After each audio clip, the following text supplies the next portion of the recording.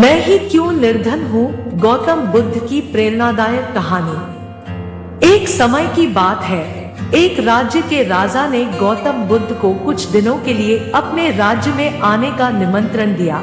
उस राजा के निमंत्रण को बुद्ध ने स्वीकार किया और वो अपने कुछ शिष्यों के साथ उस राज्य में चले गए। बुद्ध से मिलकर उस राजा ने उनसे प्रार्थना करी कि वो कुछ दिन वहां रुककर उसके राज्य के लोगों की समस्याओं का समाधान करे और साथ ही उन्हें धार्मिक मार्ग पर चलने की शिक्षा दे।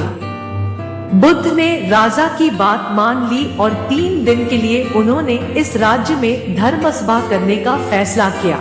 गौतम बुद्ध की आने की खबर पूरे राज्य में फैल गई और धर्मसभा के पहले ही दिन बहुत से लोग आए।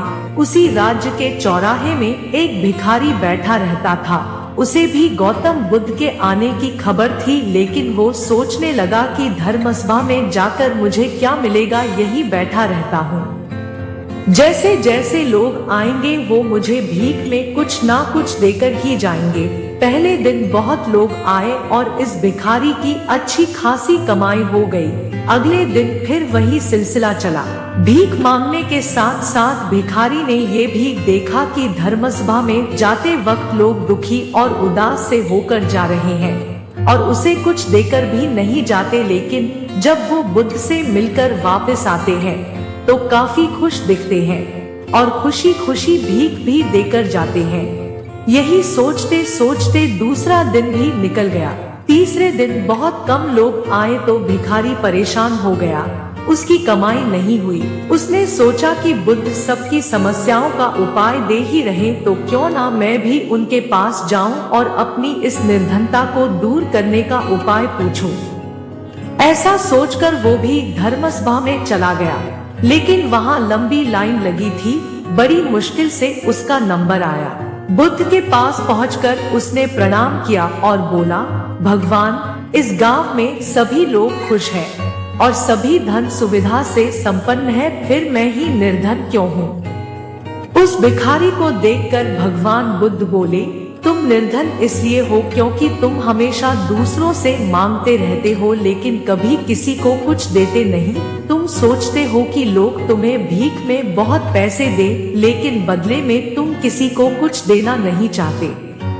ऐसा सुनकर वो भिखारी बड़ी हैरानी से बोला, भगवान, मैं क्या लोगों को कुछ दूंगा, मेरा तो खुद का गुजारा भीख मांग कर चलता है, मेरे पास देने को है ही क्या। बुद्ध कुछ देर के लिए मौन हो गए और थोड़ा देर रुकने के बाद बोले, तुम बहुत मूर्ख हो। किसी को देने के लिए या दूसरों के साथ बांटने के लिए ऊपर वाले ने तुम्हें और हम सभी को बहुत कुछ दिया है। मुस्कुराहट दी है जिसे तुम दूसरों के साथ बांटकर उनमें आशा और उम्मीद जगा सकते हो। आवाज दी है जिससे तुम मीठे शब्द बोलकर लोगों की तारीफ कर सकते हो। 2 हाथ दिए हैं जिनसे तुम दूसरों की मदद कर सकते हो। एक स्वस्थ शरीर दिया है जिससे तुम भीख ना मांगकर मेहनत का काम कर सकते हो। ऊपर वाले ने जिसको ये चीजें बिना किसी कमी के दी हैं, वो कभी निर्धन नहीं हो सकता।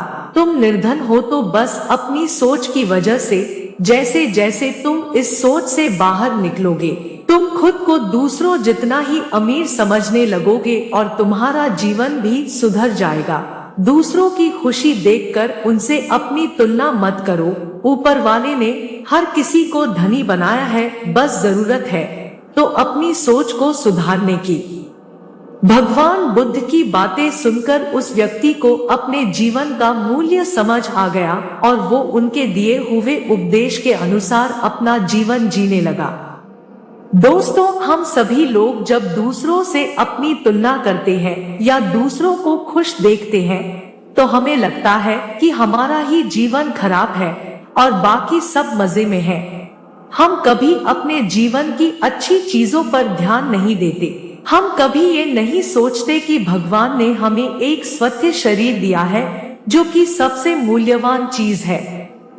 आप भले कि कितने अमीर हो, अगर आपका शरीर काम का ना रहे तो वो पैसा भी किसी काम नहीं आता। और दूसरी तरफ अगर आप गरीब भी हैं लेकिन आपका शरीर एकदम स्वस्थ है तो आप अपने आप में एक अमीर व्यक्ति हैं।